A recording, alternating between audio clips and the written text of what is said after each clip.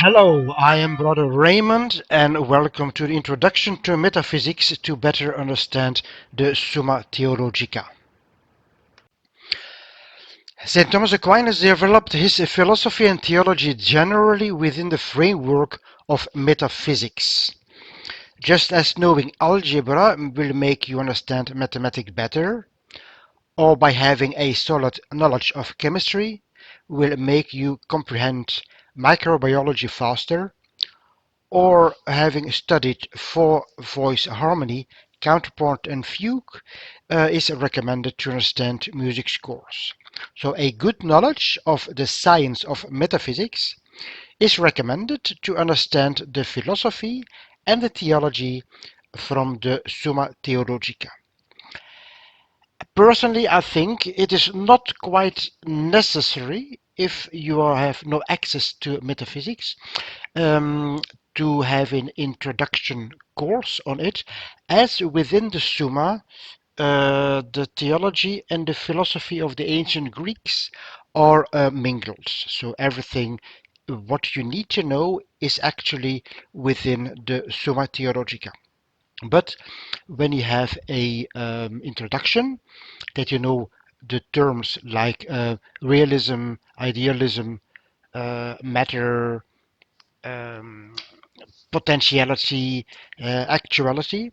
These are very interesting to understand the Summa faster.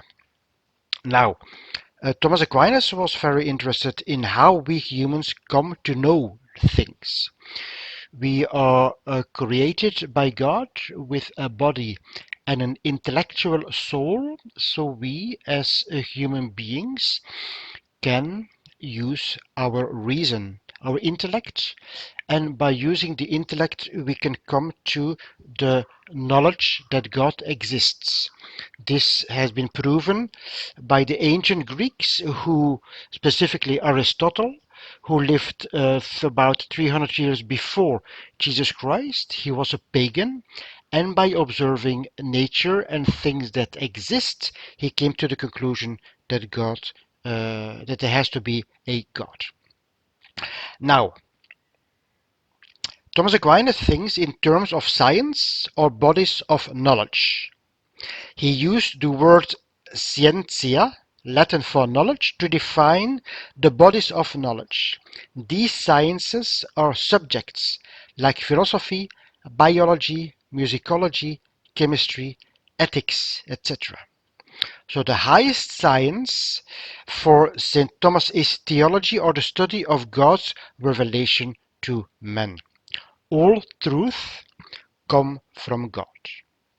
And all the natural sciences are in harmony with theology. This you can find in the Summa Theologica. Philosophy comes from the Greek word philosophia, which means the love of wisdom. So philein means the love or to be friend to, and sophia means the skill or wisdom. Now, theology is a study of God, and the philosophy is the handmaiden of theology, because theology starts with God and descends from Him to the world, and philosophy works in the opposite direction. So, philosophy is the natural science, and theology is the supernatural science. Now, metaphysics. What is metaphysics? Metaphysics come from the Greek ta meta ta physica. Meta is after, above or beyond, and physica refers to the physical nature or the study of the physical world. So metaphysics is the science of being. It describes the existence of visible and invisible beings in a systematic way. And metaphysics helps us understand reality on a natural level. Now, what is according to metaphysics, what is being per se? So being is something that simply exists and can be defined and categorized. There are beings which are unimaginable and invisible. In mathematics, the term infinity is used. We as human beings cannot imagine infinity because whatever we think of is finite. But we do understand the notion of it. Now, in metaphysics, we can conceive and understand the word being even when we cannot imagine it. Now we have real and ideal being. Beings can Beings that we can capture via our senses are all the objects around us. Nature. What you can see, you can smell, you can taste, you can feel, and you can hear. Those things exist in reality.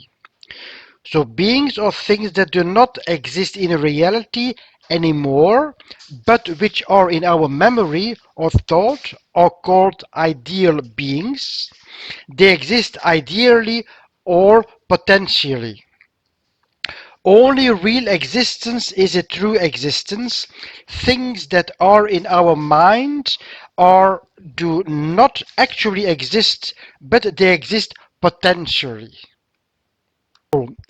A little boy says that he is a bishop of the Catholic Church. Well, in reality, he is not. He is just a small boy. But the potency is there that one day he might become a bishop. First of all, he is a boy, he has intellect, and he has the access to theology to go to a pre-Vatican II seminary, and maybe by God's will he might become a bishop in the future. But at this moment, the actuality is that he is not a bishop, so that boy is a bishop is not real. It is an ideal, and that is the potency. So the potentiality is there, but the potentiality can become actuality in the future. There are material and immaterial beings. So objects we can perceive via our senses are called material objects or bodies. Non-material things which exist in a reality are called substances. Detached substances, so detached from matter, or spirits. Immaterial beings have no dimensions. They do not corrupt nor pass away as material things do. The greatest of all immaterial beings is God. All other beings depend on God, who is being itself, and He is the only being in the truest sense of the word. Next, we go to realism and idealism. So, realism is all that exists outside our mind. A tree, a car, a bird, etc. all exists. We can perceive them via our senses and can capture them in our mind by means of abstraction. Those who pretend that everything exists only in the mind are idealists. The real being does not exist. They say that we cannot know whether it exists or not, as they were imprinted in our mind from the very beginning, or produced through intuition or enlightenment. Realists know that we derive ideas of beings from reality through our sensual contact with them. The Greek philosopher Plato, the mentor and teacher of Aristotle, brought the philosophy of extreme realism into existence, namely that ideas independent from the human mind are the only real beings. For Plato, the visible reality with all its shortcomings like pain, suffering, corruption, imperfection, etc., is not real. But the ideal world that you can create into your mind where everything is perfect, eternal, unchangeable is real. Our realm of material beings is a weak, imperfect reflection of this reality of ideas. Aristotle and St. Thomas are into the moderate reality, namely that things we perceive through our senses are real. Nominalism versus realism. So, nominalists give names to classify objects or features. For example, the name horse is just the name we use to identify creatures with horse-like characteristics. Nominalism, the Latin nomen, says that horseness does not exist. Does the general idea of a horse that we have in our mind only exist in our imagination, and in reality there are different horses? If this is the case, then our mind would call a horse everything that has horse features but are no horses at all. In moderate realism, an abstract idea of a horse exists in every individual horse. The universal horse does exist in every individual horse. When you see an animal and recognize it as being a horse, it is because there is the universal horseness in it. Moderate realism is the most important principle to understand the Aristotelian Thomistic philosophy. Then we come to the substance, nature, and accidents. Substance, from the Latin subsistere, to stand underneath, is something sitting underneath everything. Every actual being is some substance. Substance is actually what a thing is. Accidents are the features what a thing has. Changes in the accidents do not change the subject. For example, the substance of a piano is just plain the piano, whereas the accidents are its color, model, shape, etc. What is underneath, subsisted, is the invisible substance of the piano. What sits on top are the visible features, namely the accidents. Nature is a substance according to the mode of its operation. The nature of a fox is to be smart. The nature of a lion is to be strong. Both nature and substance are the same for all lions and foxes. Substance is very much related to essence or whatness. Substance stresses an aspect of existence. The essence highlights what a thing is, individuality or specificity. For example, justice is the essence of law, meaning that justice is most proper to law, and therefore that law without justice would not be itself. The essence of a human is the humanness. The human nature makes a human to be a human. The next three terms are very important to understand because then you will understand the Summa much better, as Thomas Aquinas uses them quite often, namely analogy, univocal, equivocal. When we say a table, we do it univocally. There is no ambiguity in it. When we say a chapter, we can mean a part of a book or an assembly of people. This is equivocal as the word refers to two distinct different things. The analogous is something in between univocal and equivocal. The term applies to two or more different things as they have something in common. Each substance constitutes a unity, is specified, integral, and distinctive. The way in which things fulfill the requirements of being a substance are different. Water is not a substance but a compound. In some sense, water is distinctive from other compounds and therefore, in an analogous sense, it is called a substance. As God is beyond our human language, we can only explain his mystery or talk about him by analogy. Then we come to existence. So substance is essence, and therefore it exists under the accidents. We can, however, think of many substances that do not exist. Existence itself implies actuality.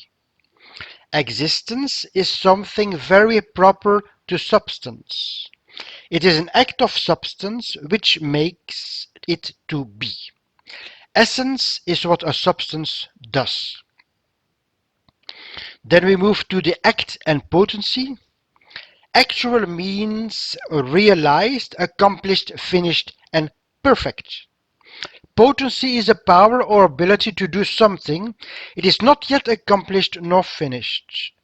Potency can pass into act. For example, a composer has an idea to write a sonata, that is a potency. During the work of writing the sonata, the potency turns into act. Every creature is stretched between potency and act. At the extremes there is a pure potency and a pure act. Angels have more actuality than humans, as they do not have bodies that can decay. They can, however, be annihilated by God at any time. So there is a potency of non-existence. God is pure act. His substance or nature is the same, or identifies with his essence. The nature of God is to exist. Therefore, God can neither cease to exist nor change in any way. Then we come to form and matter. Form is everything that characterizes a thing. The form is what makes a thing what it is. Matter is something that makes a thing become a material individual. It is shaped by the form. It is something pure potency and can only exist in combination with a form. Then we have substantial form, accidental form, and individual form. The substantial form determines the substance of a thing regardless of its accidents. The accidental form is the one that makes the thing the way it is in this particular moment and circumstances. It informs us what the substance has. Individual form defines the individual substances and accidents of a specific being. Then we have the causality. Everything has a cause. So cause and effect. So a reason of being. Everything is caused by something else. The chain of causes and effects goes up to its ultimate source, which is the highest being who is not caused by anything else. The type of causality, there is a direct cause. For example, a man picks up a nail. There is the indirect cause. A man, by using a hammer, knocks the nail in the wall. In the direct cause, the man is the primary cause. In the indirect cause, the hammer is the second cause. We can say that both the hammer and the man knocks the nail. The second cause is also called the instrumental cause. God uses creatures as natural or supernatural secondary causes. The natural secondary causes, when God uses thunder, wind, rain to let somebody pray. These natural secondary causes can be the cause of the effect that a person starts praying. Supernatural secondary causes, when God uses angels or souls to accomplish something. Then we come to the four causes that you find in anything. Namely, every material being must have all four causes to exist. We have the material cause from the philosopher Plato. The material cause is matter from which it is made, and then the formal cause makes a thing what it is. It is the form idea of a thing. Then we have the efficient cause and the final cause from Aristotle. Namely, the efficient cause causes something to become. It is the agent. And the final cause, something that makes a thing to reach or tend towards a certain goal. An example of the four causes in a musical composition. For example, Beethoven is going to write a symphony. Now, the formal cause is the composition itself. The material cause is the cover, the ink, the paper, the pages, the systems, etc. The efficient cause is Beethoven himself, as he writes the composition. And the final cause is the purpose for which the composer wrote this piece. Then we come to the active intellect and the potential intellect. The intellect, as Aristotle says, is at first like a clean tablet on which nothing is written. This you find in the work from Aristotle, De Anima. Now, the human intellect has always the potential to grow. God's intellect does not have the potential to grow. God's intellect is what St. Thomas calls pure act. As God is fully actualized and lacks nothing, there is no potency in God. The human intellect has a potential to know things and then comes to actually know things. The active intellect, intellectus agens, actualizes something in order to make it intelligible. So, this is enough information to prepare you for the study of the Summa Theologica. A good book that I would recommend you is the Elements of Metaphysics by Dr. Paul Deussen. The preface to the first edition in 1877. You can find the book and download it from the Internet Archives.